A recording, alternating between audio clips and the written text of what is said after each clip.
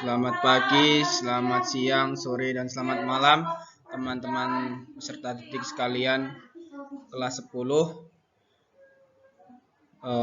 Saya harap semua dalam keadaan baik semuanya. Puji syukur alhamdulillah melalui video pembelajaran kali ini kita bertemu dalam mapel geografi terkhusus untuk kelas 10 di modul pertama. Unit yang pertama, kita akan belajar terkait mengenali lingkungan sekitar kita. Nah, jadi pada video kali ini silahkan nanti disimak, diperhatikan dengan baik apa-apa saja yang harus kita kenal dengan lingkungan melihat dari sudut pandang ilmu geografi.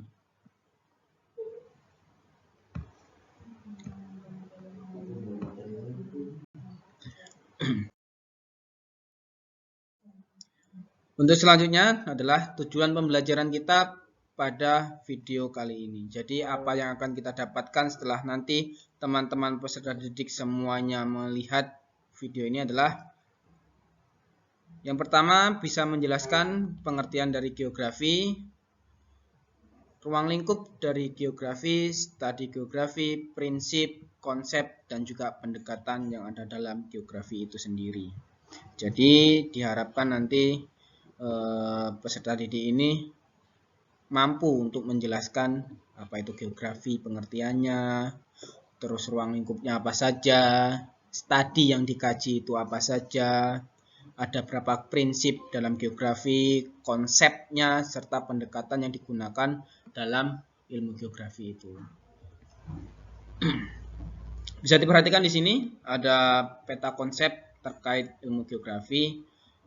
Jadi ini adalah beberapa bagian ataupun aspek-aspek yang akan dipelajari dalam ilmu geografi ini. Paling tidak ini yang harus kita semua bisa pelajari bersama-sama. Oke, lanjut.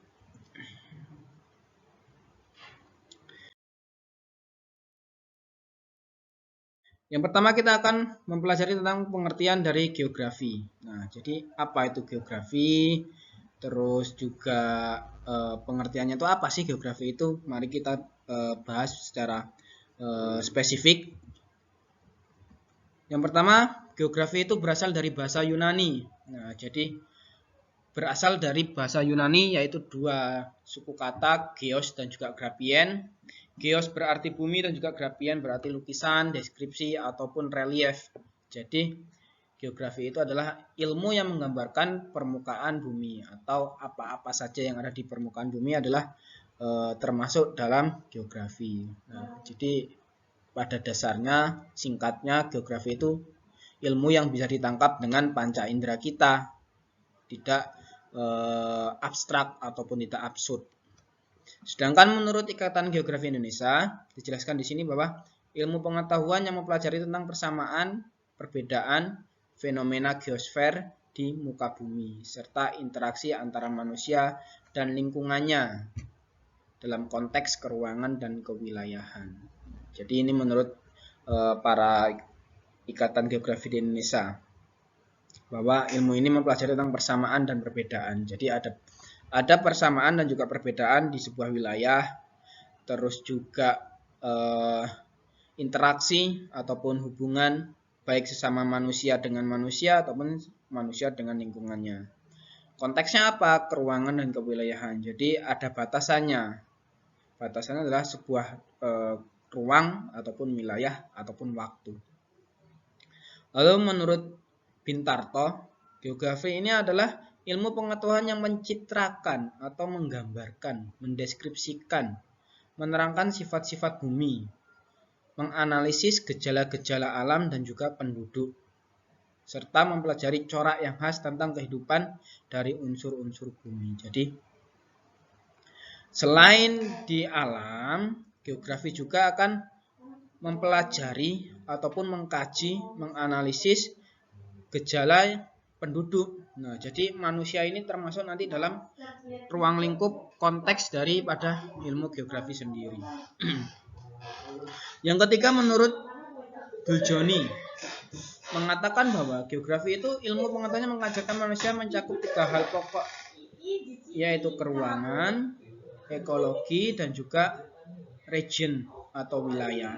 Ini menurut Duljoni. Jadi ada 3 hal pokok dalam geografi: space atau ruang, ekologi ataupun wilayah kehidupan kita, dan juga region, wilayah tempat tinggal. Oke, kita lanjut.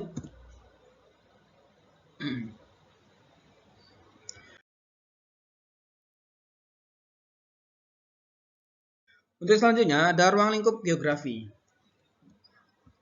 Definisi para ahli terkait ruang lingkup geografi. Yang pertama dari Ellsworth Huntington.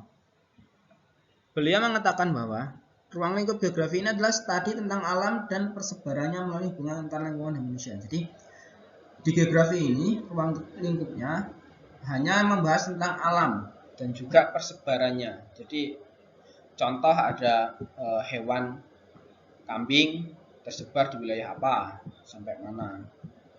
Dan juga manusia. Jadi manusia, kita ini, hidup ini, manusia ini tersebar dari pulau A, pulau B, pulau C, negara A, benua A, dan seterusnya. Lalu menurut Vince mengatakan bahwa geografi adalah studi yang menjelaskan suatu daerah di permukaan bumi disertai analisisnya. Ini lebih mendalam lagi. Kenapa kok lebih mendalam? Karena ada analisis ataupun ada pengamatan. Jadi nggak serta-merta geografi itu hanya saja berdasarkan imajinasi. Tidak bisa seperti itu. Harus dijelaskan terkait suatu daerah ini disertai analisis ataupun pengamatan yang sifatnya fakta. Kembali menurut Pintarto adalah geografi adalah studi yang mempelajari hubungan sebab akibat. Maksudnya apa sebab akibat di sini? Ada sebab, ada akibat. Jadi apa penyebab adanya bumi? Apa penyebab persebaran penduduk? Terus akibatnya apa? Nah, ini termasuk dalam ruang lingkup daripada ilmu geografi itu sendiri. Dari pernyataan di atas dapat kita tarik kesimpulan bahwa kajian ruang ilmu geografi termasuk segala peristiwa atau fenomena yang timbul sebagai sebab akibat adanya hubungan antara manusia dan lingkungan. Jadi kita hidup ini dengan alam, kita berinteraksi, ada sebab, ada akibatnya. Nah, itu adalah ruang lingkup daripada ilmu geografi. Kita lanjutkan. Untuk yang selanjutnya adalah objek dari studi geografi. Setelah ruang lingkup, sekarang kita objeknya. Jadi hal-hal apa saja yang akan dipelajari ataupun yang menjadi titik fokus dari geografi itu. Yang pertama, atmosfer. Atmosfer ini adalah cakupan objek studi pada bumi, terutama yang dia di bagian luar bumi, menyelubungi atau menyelimuti bumi. Ada apa saja? Ada cuaca, iklim, angin, awan, hujan, petir, bahkan badai. Ini yang mencakup dalam objek atmosfer. Lalu ada geosfer. Dalam cakupan objek ini meliputi proses tenaga eksogen, endogen, serta bentuk yang dihasilkan. Jadi tenaga eksogen itu tenaga yang berasal dari luar. Terus kalau endogen itu asalnya dari dalam. Bentuknya apa yang dihasilkan antara tenaga eksogen dan endogen pasti akan berbeda. Nah, nanti akan kita bahas kira-kira kalau tenaga eksogen itu hasilnya seperti apa, yang endogen seperti apa. Sama seperti kalau kita sedang belajar, kita ada yang namanya mengenal motivasi, baik secara eksternal maupun internal. Kalau eksternal dari luar, internal dari dalam. Lalu objek yang ketiga adalah hidrosfer. Dalam cakupan ini meliputi daur hidrologis berbagai proses yang mempengaruhinya. Kalau hidrosfer ini kaitannya lebih kepada air. Jadi bagaimana daur dari sebuah air itu yang dari air laut, sungai, terus kembali ke atas, terus turun lagi menjadi air hujan. Nah, itu akan dipelajari juga dalam studi geografi. Sementara kita tahu bahwasanya bumi kita ini lebih dari 60% berupa perairan. Terus yang terakhir adalah objek biosfer. Cakupannya apa? Yang dipelajari adalah lingkungan biotik dan juga abiotik. Di SMP maupun MTS, teman-teman peserta didik sudah belajar apa itu lingkungan biotik dan abiotik secara singkat. Kalau biotik itu adalah lingkungan makhluk hidup, sedangkan abiotik adalah yang tidak hidup. Itu ya. Itu adalah objek dari studi geografi. Kita lanjutkan.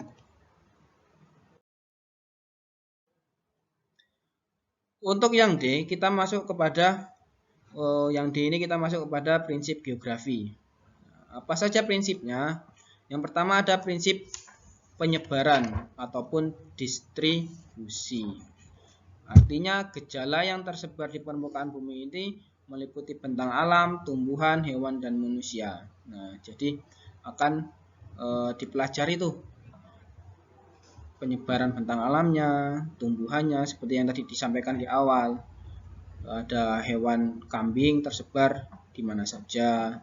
Apakah hewan itu hanya endemik di suatu wilayah atau tidak. Terus juga manusia atau penduduk. Contoh suku Jawa ada di pulau mana saja. Untuk suku Lampung pun demikian serta suku-suku yang lain. Jadi kita mengenal namanya prinsip distribusi ataupun penyebaran. Nih bisa dilihat contohnya. Persebaran sumber daya alam logam di Indonesia dan juga peta persebaran penduduk Jawa Barat. Lebih mudahnya ini nanti dibuat seperti ada tabel ataupun ada diagram kalau lebih mudahnya membaca sebuah data persebaran. Prinsip yang kedua adalah prinsip interrelasi atau sebab akibat. Hubungan antara fenomena yang satu dengan fenomena yang lain. Jadi ada hujan karena adanya awan mendung. Terus ada kekeringan dikarenakan adanya pohon-pohon yang ditebang, tidak ada resapan air. Contoh di sini, gempa bumi bisa terjadi akibat adanya tumbukan daripada lempeng-lempeng bumi. Bertumbuk atau karena lempengnya bergeser ataupun berpindah. Itu adalah sebab akibatnya. Kita lanjutkan.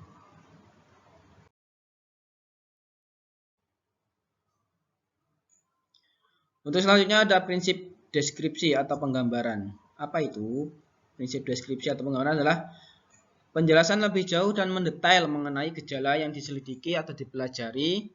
Bisa disajikan bukan hanya dalam bentuk tulisan, tapi juga dalam bentuk diagram, grafis, tabel, ataupun peta. Nah, kenapa harus seperti ini disajikannya? Supaya lebih mudah untuk dibaca atau dipahami. Kalau biasanya dalam bentuk tulisan-tulisan yang abstrak, dia panjang, kadang lebih lama untuk menangkap informasi yang ada. Contohnya itu penggambaran angka pengangguran kita ambil di sampel Provinsi Jawa Barat. Kira-kira untuk penduduk yang udah usia produktif, banyak yang menganggur atau banyak yang bekerja. Lalu prinsip korologi atau perpaduan daripada prinsip-prinsip yang ada. Ini adalah memadukan ataupun menggabungkan dari prinsip yang sebelumnya. Tiap gejala atau fenomena dikaji dengan memadukan prinsip persebaran tadi di awal, interrelasi dan deskripsi. Prinsip korologi dapat menunjukkan perbedaan gejala, fenomena, dan fakta antar wilayah. Ini lebih hasil yang didapatkan bisa lebih akurat, akuntabel. Contoh, mencari tahu mengenai kesenjangan pertumbuhan pembangunan Pulau Jawa, terus pulau yang ada di timur, terus untuk meneliti jumlah sumber daya dan lain-lain. Itu adalah prinsip korologi atau perpaduan. Nah, kira-kira mana yang cocok untuk digunakan dalam kajian ilmu geografi? Kita lihat daripada apa yang akan kita teliti atau apa yang akan kita analisis. Tidak semuanya cocok, tapi juga bisa semuanya digunakan. Bergantung daripada objek yang akan kita kaji atau kita teliti. Oke, kita lanjut lagi. Yang selanjutnya adalah pendekatan dalam geografi. Pendekatannya ada apa saja? Yang pertama ada pendekatan ke ruangan. Terus ada pendekatan ke lingkungan dan juga pendekatan kompleks wilayah. Dalam pendekatan ke ruangan, itu artinya kita mengkaji ilmu geografi berdasarkan ruang yang ada. Terhadap waktu, terhadap data-data berdasarkan tanggal.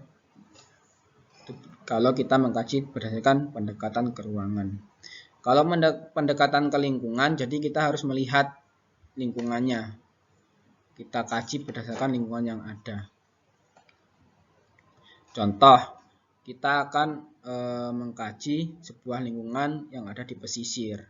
Jadi kita gunakan pendekatan yang sesuai dengan lingkungan pesisir tersebut. Nggak mungkin kita mengkaji daerah pesisir, tapi data-data yang kita siapkan adalah untuk mengkaji daerah pegunungan ataupun dataran tinggi. Terus yang ketiga ada pendekatan kompleks wilayah. Pendekatan kompleks wilayah ini kita melakukan pendekatan berdasarkan gejala-gejala yang ada terhadap wilayah tersebut. Jadi kita gunakan rumus sebab akibat tadi. Itu ya, ada 3 pendekatannya. Contoh ini yang ke ruangan. Contoh ada banjir di kota Jakarta. Nah, kalau dulu beberapa tahun yang lalu pernah Jakarta itu hampir tenggelam karena musim hujan yang lebat, terus terjadi banjir. Nah, kalau berdasarkan pendekatan ke ruangan berarti kita batasi hanya berdasarkan daerah Jakarta saja. Kapan waktunya? Ya pada waktu itu. Tanggal berapa? Contoh pada tanggal biasanya kalau musim banjir ataupun musim penghujan itu ya di Februari lah. Februari atau Januari itu deras-derasnya. Wilayahnya mana saja? 1. Jakarta, mungkin Bogor, Depok. Kita batasi dengan ke ruangan. Ini pendekatan lingkungan. Apa penyebabnya? Dampaknya apa? Terus kompleksnya. Pengendalian banjir itu gimana caranya? Ada banjir pasti ada sebabnya, ada akibatnya. Terus cara menanggulanginya ini. Ini adalah pendekatan yang ada dalam geografi. Ada 3 tadi, ke ruangan, terus ke lingkungan atau wilayah, dan juga pendekatan kompleks wilayah. Nah, untuk selanjutnya, ini adalah aspek-aspek yang ada dalam geografi. Perhatikan lingkarannya. Jadi geografi itu ada aspek apa saja. Di sini ada aspek secara sosial maupun aspek secara fisik. Kalau sosial berarti interaksi dengan manusia sesama manusia ataupun dengan golongan ataupun dengan alam. Kalau fisik berarti kaitannya dengan benda-benda yang ada ataupun wujudnya nyata. Ya, adalah aspek-aspeknya. Terus keterampilan apa yang harus dimiliki dalam mempelajari geografi? Jadi untuk mempelajari geografi ini kita setidaknya harus punya keterampilan-keterampilan berikut ini. 1. Observasi atau jadi seorang observer. Kita mampu dalam mengamati gejala-gejala ataupun fenomena yang ada di sekitar kita. Artinya apa? Kita peka. Kita tidak menutup mata. Terus kemampuan atau keterampilan mendeskripsikan atau menjelaskan ataupun menggambarkan daripada pengamatan kita. Yang ketiga, klasifikasi atau kemampuan untuk mengelompokkan fenomena A ini masuk dalam kelompok mana, apakah rentangnya itu ringan, sedang atau berat, dan seterusnya. Itu kita harus punya untuk kemampuan mengklasifikasikan. Tidak semuanya kita pukul rata. Contoh, kita akan mengelompokkan data usia sekolah dalam satu wilayah di Provinsi Lampung. Nah, kita klasifikasikan, ada yang kelompok umur usia sekolah normal, ada yang usia sekolah yang sudah produktif bekerja tapi tidak sekolah, dan seterusnya. Terus yang keempat, pemetaan, kemampuan dalam membuat dan membaca peta dengan baik. Nah, jadi untuk jadi seorang geografi yang baik juga harus bisa memetakan. Memetakan ini bukan hanya dalam tabel, tapi juga membuat pemetaan yang mudah untuk dibaca oleh penikmat data. Dan terakhir adalah kemampuan menganalisis. Nah, analisis ini penting supaya data yang kita sajikan itu bisa benar-benar akurat ataupun akuntabel. Karena apa? Dalam geografi, data-data yang disajikan ini harus secara faktual, akuntabel. Jadi nggak boleh ada data yang manipulatif ataupun data-data yang sifatnya dia imajinasi. Oke, untuk selanjutnya, setelah tadi teman-teman sekalian itu melihat, memperhatikan video ini, pembelajaran ini, ini ada pertanyaan. Fungsinya untuk apa? Untuk melihat seberapa jauh kemampuan teman-teman peserta didik ini dalam menguasai materi pada modul pertama.